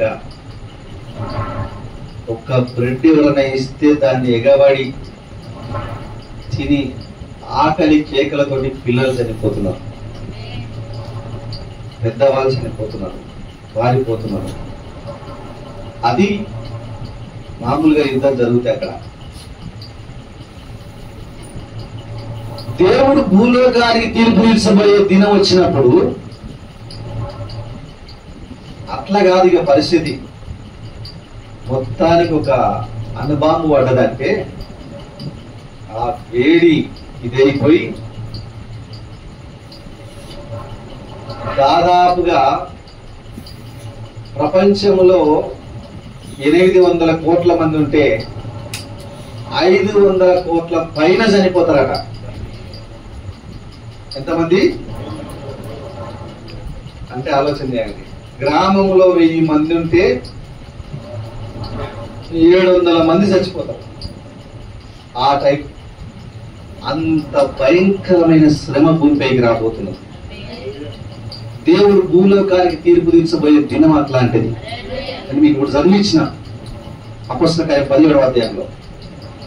కనుక ఆ దినం వచ్చినప్పుడు ఇక ఆ శ్రమకి నువ్వు తట్టుకుంటావా? ఆలోచన చేయండి. ఒకవైపు మన ప్రియులు చనిపోతుంటారు, ఒకవైపు చిన్న బిడ్డలు ఆకలితో అలమటించి వాళ్ళు చనిపోతుంటారు. ఇప్పుడు మనకు అన్ని బాగున్నాయి, రోడ్లు ఉన్నాయి, వ్యవసాయం ఉంది, ఆహారం ఉంది, సమృద్ధిగా ఉంది. కానీ అలాంటి పరిస్థితి వచ్చినప్పుడు భయంకరంగా ఉంటుంది. కనుక ఆ దినము రాకముందే, అలాంటి పరిస్థితి రాకముందే దేవుడు మనల్ని తీసుకొని పోవాలని చూస్తున్నాడు ఆయన. హల్లెలూయా. దేవుడు మనల్ని రక్షించి తన రాజ్యంలోకి తీసుకొని పోవాలనుకుంటున్నాడు ఆయన. కనుక ఆ రక్షణ మార్గాన్ని ఈరోజు యొక్క సింగం పెళ్లిలో దేవుడు మాట్లాడుతున్నాడు. ఇది మనం సీనియర్స్ అయినా జూనియర్స్ అయినా ఎంతో కాలం నుంచి మనం దేవుని నమ్ముకున్నా, ఒక్కసారి మనల్ని మనం పరీక్షించుకోవాలి. మనం పొందిన బాప్తిజం వాక్యానుసారమేనా అని పరీక్షించుకోవాలి. ఈ రోజు ప్రభువు ఈ రాత్రి వస్తే మనం రక్షింపబడతామా? హల్లెలూయా. రేపేం జరుగుతుందో మనకు తెలియదు. ప్రతిదానికి ఓ ఫోన్కు వాడు వారంటీ ఇస్తాడు, గ్యారంటీ ఇస్తాడు. ఫోన్కు మనిషికి గ్యారంటీ లేదు. మనిషి ఎప్పుడేమవుతాడో కూడా తెలియట్లేదు. కనుక నేడే రక్షణ దినం. కనుక ఈ రాత్రి మన తప్పిదాలను మనం ఒప్పుకొని, మన పాపములను మనం ఒప్పుకొని, మనలను మనం సరి చేసుకొని మన దేవుని దగ్గర ఏడవాలి. ప్రభా, మరి నేను రెగ్యులర్ గా చర్చికి రాలేకపోతున్నా, నన్ను క్షమించండి. నేను రెగ్యులర్ గా చర్చికి వచ్చినట్లు సాయం చేయండి. నేను నీకు ఇవ్వాల్సిన డబ్బులు నేను ఇవ్వలేకపోతున్నా, నన్ను క్షమించండి. నేను ఇచ్చేటట్లు సాయం చేయండి. ప్రార్థన చేయాలి. కొర్నేలి గురించి నేను విన్నాను ప్రభా. ఈరోజు భక్తిపరుడైనా, నీతిమంతుడైనా, ఇంటి వాళ్ళందరితో భయభక్తులు కలిగిన వాడైనా, మంచి సాక్ష్యాలు కలిగి ఉన్నా, ప్రార్థన పరుడైనా, దర్శనాలు వచ్చినా కొర్నేలి ఇంటికి రక్షణ లేకుండా ఉన్నది. పేతురు వచ్చి యేసుక్రీస్తు నామములో బాప్తిసం ప్రకటించినాకనే కొర్నేలి రక్షింపబడ్డది. అప్పటి వరకు కొర్నేలి భక్తి కార్యాలు లెక్కలోకి రాలేదు. దేవుడు వాటిని లెక్కలోకి తీసుకోలేదు. ఈ రాత్రి ప్రభువా నాకు సహాయం చేయండి అని మనల్ని మనం పరీక్షించుకోవాల్సిన టైం ఇది. దేవుని నామానికి మహిమ కలుగును గాక. ఇది సేవకులైనా విశ్వాసులైనా అందరం మనం వాక్యంతో పరీక్షించుకోవాలి. ఎందుకంటే మనం నిత్య జీవాన్ని తీసుకొని పోయేది దేవుని యొక్క వాక్యమే. బైబిల్ రాయబడింది, ఆది యందు వాక్యం ఉండెను, వాక్యము దేవుని యందు ఉండెను, వాక్యమే దేవుడై ఉండెనని రాయబడింది యోహాను సువార్తలో. కనుక యేసు ప్రభువు నా ద్వారానే తండ్రి యొద్దకు రావాలి ఎవరైనా అన్నాడు. కనుక నా ద్వారా అంటే వాక్యము ద్వారానే, ఆయన వాక్యమైనాడు కనుక వాక్యం ద్వారానే మనం పరలోకం పోవాలి. మన నీతి కార్యాల ద్వారా మనం పరలోకం పోలేము. మన యొక్క ప్రార్థనల ద్వారా లేకుంటే ఇంకేదో ధర్మ కార్యాల ద్వారా మనం వెళ్ళేది కాదు. వాక్యములో నీవు రక్షింపబడే విధానం ఏదో ఉందో ఆ విధానము ద్వారా నేను పరలోకం వెళ్ళాలి. వేరే మార్గం లేదు ప్రియులారా. మనం చాలా మందికి సువార్త చెప్పి ప్రభు దగ్గరికి నడిపించి మనమే రక్షింపబడకుంటే ఏంటిది పరిస్థితి? అది కూడా మనం చెక్ చేసుకోవాలి. నేను మళ్ళీ చెప్తున్నాను, బైబిల్లో పాప క్షమాపణ అనేది యేసుక్రీస్తు నామములో ఉంది. ఈ నామమున తప్ప మరి ఏ నామమున రక్షణ లేదు అని రాయబడ్డది. నేను ఇచ్చిన ఈ పుస్తకాలు అన్ని మీకు డీటెయిల్ గా ఉన్నాయి, చదవండి. దేవుడు మిమ్మల్ని దీవిస్తాడు. మరి యొక్క సంఘము కూడా ఇంకా దీవించబడాలి, విస్తరించబడాలి నేను కోరుకుంటా ఉన్నా. హల్లెలూయా. ఎన్నో కార్యాలు జరగాలి. ఇక మీద నుంచి ఈ రోజు ఇక్కడ విన్న వాళ్ళు ఎవరు కూడా ఆదివారం ఆబ్సెంట్ కాకుండా రెగ్యులర్ గా చర్చికి రావడానికి ప్రయత్నం చేయాలి, రావాలి. ఒకవేళ ఆదివారం చర్చికి రాకుండా పనికి వెళ్తే పాపం అన్నాడు. మరి ఆదివారం చర్చికి రాకుండా పనికి వెళ్ళినప్పుడు అది పాపం అయినప్పుడు మళ్ళీ వచ్చి సాయంత్రం ఆ పాపం కూడా ఒప్పుకోడు. నాకు పని ఉండే పోయినా, వ్యాపారం ఉండే పోయినా, అట్లా ఇట్లా మాట్లాడుతుంటారు. మరి ఆ పాపం అట్లే ఉంటుందా ఉండదా? అది ఒప్పుకోవాలి. నువ్వు అట్లా కానీ దేవుని దగ్గర ఒప్పుకున్నావు అనుకో, ప్రభా ఆదివారం చర్చికి వెళ్ళకపోవడం పాపం, నేను పనికి వెళ్ళడం అటు మూడం ఇవ్వడం పాపం అని నాకు అర్థమైంది, నన్ను క్షమించని నేను ప్రార్థన చేసాను అనుకో, నువ్వు ఇంకో ఆదివారం చర్చికి వస్తావు, బయటికి వెళ్ళవు, అటు ఇటు వెళ్ళవు. కనుక ఈ రాత్రికాల సమయంలో అంత ఈజీగా మీ జీవితాన్ని వదిలేయకుండా ఒక కఠినమైన తీర్మానాన్ని మనం చేసుకోవాలి. రూతు లాంటి నిర్ణయం చేసుకోవాలి.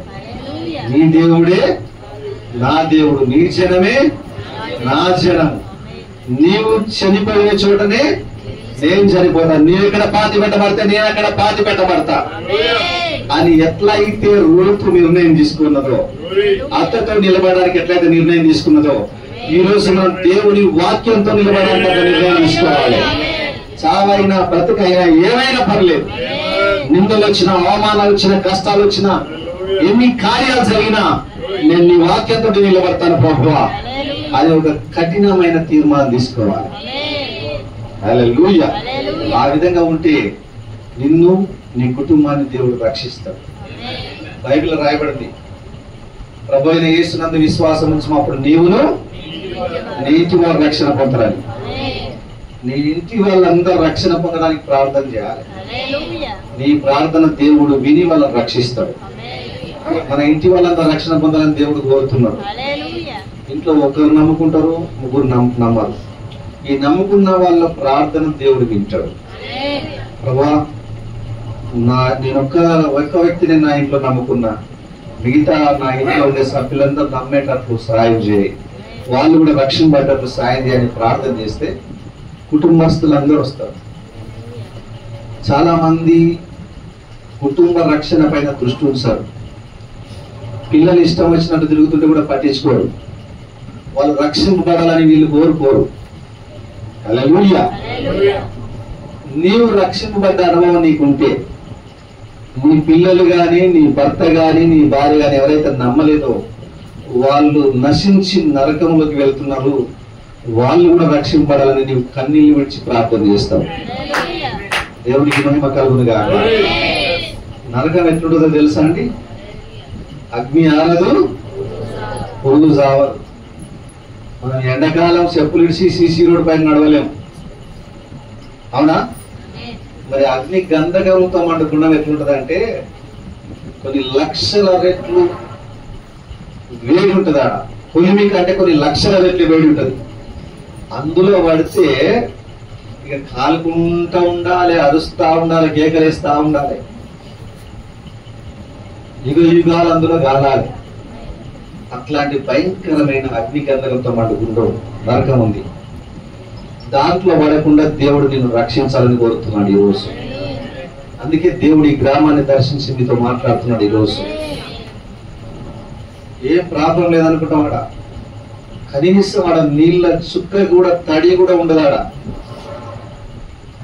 ఇక్కడ పెట్రోల్ పోసుకుని ఎవరైనా తగలబడితే ఒక 2-3 నిమిషాల ఖాళీ ఆగిపోయినా మంటల కేకలు తట్టుకోలేకపోతారు వాళ్ళు. కేవలం ఒక 2-3 నిమిషాలు కాలితేనే. మరి అక్కడ యుగ యుగాలు కాలుతుండాలి, భయంకరమైన అగ్ని.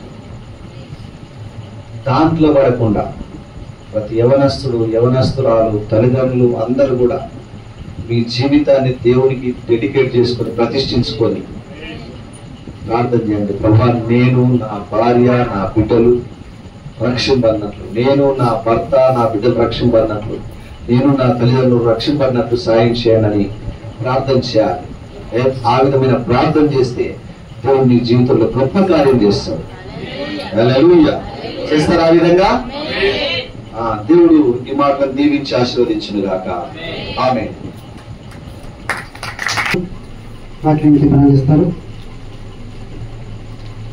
నిమిత్తం ప్రార్థన చేసుకుందాం.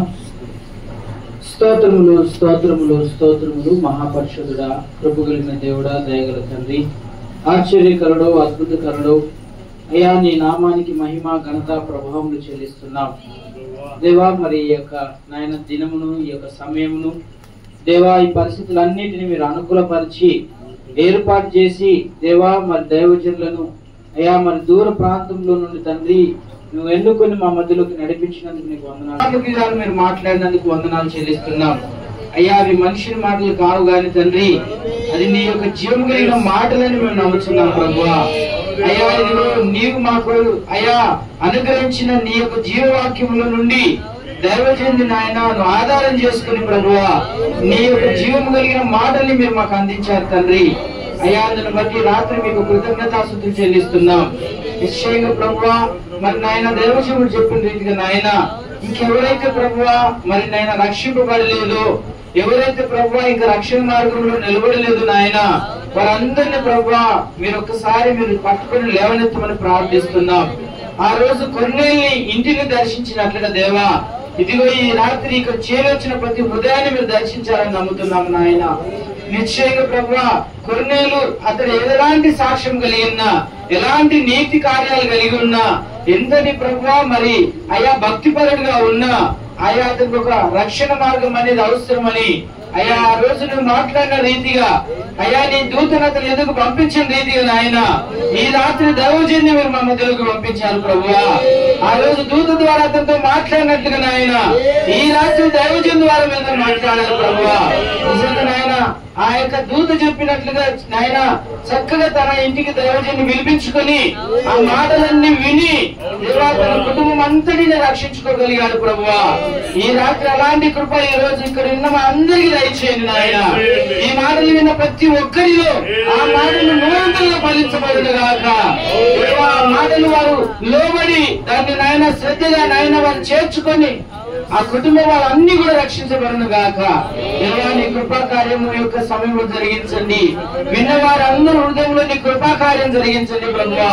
నిశ్చయంగా నాయన ఇదిగో మేము ఏ నామమున రక్షించబడాలో స్పష్టంగా నీ వాక్యం ద్వారా మాతో మాట్లాడారు దేవా. మరి నిజంగా వారందరి హృదయాలను మీరు తెరవండి ప్రభువా. నాయన మా అందరి హృదయాలను మీరు తెరవండి నాయన. ఈ వాక్యాన్ని మేము స్పష్టంగా గ్రహించి నిశ్చయంగా మేము యేసుక్రీస్తు నామమును ఎవరైతే బాప్తిస్మం పొందలేదో నాయన వారందరూ ఆ యొక్క బాప్తిస్మం ద్వారా వారు కడగబడిన వారై నీతిమంతులుగా తీర్చబడిన వారై నీ రక్షణ మార్గంలో నిలబడిన వారై నీ కొరకు సిద్ధపడినట్లుగా ప్రభువా నీ కృపాకార్యం జరిగించమని ప్రార్థిస్తున్నాం. నిశ్చయంగా నాయన మరి ఈ విధంగా నాయన ఏర్పాటు చేసిన దైవజన్ని అభిషేకంగా నీకు వందనాలు నాయన. ఆయనను బట్టి ఆయన కుటుంబాన్ని బట్టి పరిచర్యను బట్టి ఇంకా సంఘాన్ని బట్టి నీ కృతజ్ఞతలు ప్రభువా. నిశ్చయంగా మీరు దీవించండి. ఇదిగో ఈ సంఘాన్ని ఆయన సేవను ఆయన కుటుంబాన్ని మీరు బహుగా ఆశీర్వదించండి. సంఘ సరిహద్దులో విస్తరింపచేయండి ప్రభువా. ఇదిగో ఈ విధంగా నీ జీవన మాటలు వినడానికి ప్రభువా ఇదిగో మీరు ఈ యొక్క సంఘాన్ని సేవకుని ఆధారం చేసుకున్నారు నాయన. ఈ విధంగా నాయన మరి కూడికను ఏర్పాటు చేయడానికి ఇదిగో మార్గముగా మరి నీ కుమారుడు నాయన దైవజనుడు మార్టిన్ గారిని మీరు అయా ఏర్పాటు చేసుకున్నందుకు నీకు వందనాలు తండ్రి. దేవా మరి మార్టిన్ గారి సేవను కూడా మీరు ఆశీర్వదించండి. ఆయన కుటుంబాన్ని ఆయన పరిచయాన్ని ఆశీర్వదించండి. సంఘాన్ని ఆశీర్వదించండి నాయన. ఇదిగో ఇక్కడ నాయన మరి ఆహ్వానాన్ని అందుకొని వచ్చిన దైవజనులందరినీ కూడా మీరు దీవించండి ప్రభువా. ఇదిగో వారి సంఘాలను వారి సేవ పరిచయాలను ఆశీర్వదించండి దేవా. ఇంకా నాయన ఇదిగో సేవకులంగా ఆ విధంగా నమ్మకమైన వారుగా నీ కొరకు నిలబడ్డ కృప దయచేయండి. ఇదిగో కూడి వచ్చిన విశ్వాసులందరినీ బట్టి కూడా నీకు వందనాలు నాయన. అయ్యా వాక్యం విని వారందరూ కూడా ఆ కొర్నేలు ఎట్లయితే పేతురు మాటలకు లోబడి అయ్యా అతడు ఆ విధంగా తన కుటుంబాన్ని రక్షించుకున్నాడు. ఇక్కడ మేము నీ మాటలు విన్న మేమందరం కూడా నాయన మమ్మల్ని మా కుటుంబాలను మా బంధువులను మా యొక్క ఇరుగు పొరుగు వారిని కూడా ప్రభువా ఆ విధంగా కొన్నేళ్ళ వల్ల మేము కూడా రక్షించుకుంటారు నాయన. నీ రక్షణ మార్గంలో వారిని కూడా మేము నడిపించుకుంటారు ప్రభువా. ఇది మా అందరి పట్ల నీ కృపా కార్యం జరిగించమని ఈ యొక్క మాటలను బట్టి నీ నామానికి మేము చెల్లిస్తున్నాం. ఇదిగో మరి మా కొరకు నాయన ఇంత దూరం ప్రయాసముతో ప్రయాణం చేసి మమ్మల్ని ప్రేమించి అయ్యా మా ఆహ్వానాన్ని మన్నించి మా దగ్గరకు వచ్చిన దైవజన్ జోసెఫ్ పాస్టర్ గారి బిడ్డ కూడా నీకు వందనాలు నాయన. ఇది ఆయనకు మంచి ఆరోగ్యం దయచేయండి. ఇంకా నీ సేవలు బలంగా వాడుకోండి ప్రభువా. ఇదిగో ఈ యొక్క రక్షణ మార్గాన్ని ఇంకా అనేకులకు తెలియజేసి దేవా అనేకులకు నీ రక్షణ మార్గంలోకి నడిపించే కృప దయచేయండి. మీ ఆత్మాభిషేకంతో ఇంకా బలంగా నడిపించండి నాయన. బలంగా సేవలు వాడుకోనండి ఆయన. ఆయన కుటుంబాన్ని పరిచయాన్ని సంఘాన్ని అన్ని విషయంలో ప్రభావం బహుగా ఆశీర్వదించి ఇంకా మేము సేవలు బలంగా వాడుకొని నడిపించమని దైవజన్ని కూడా నీ చేతులకు అప్పగించుకుంటూ ఘనత మహిమ ప్రభావాలు మీకు అప్పగిస్తూ మా ప్రభువును రక్షకుడు అయిన యేసుక్రీస్తు పరిశుద్ధ నామమున ప్రార్థిస్తున్నాం. ఆమేన్ ఆమేన్. థాంక్యూ. ఆశీర్వాదం తీసుకున్నాం. ఆశీర్వదిస్తారు. ప్రభువైన యేసుక్రీస్తు యొక్క ప్రేమ శాంతి సమాధానము ఇక్కడ ఉన్న వారికి సకల పరిశుద్ధులకు ఇప్పుడు ఎల్లప్పుడు సదాకాలం తోడే ఉంది కాక. ఆమేన్.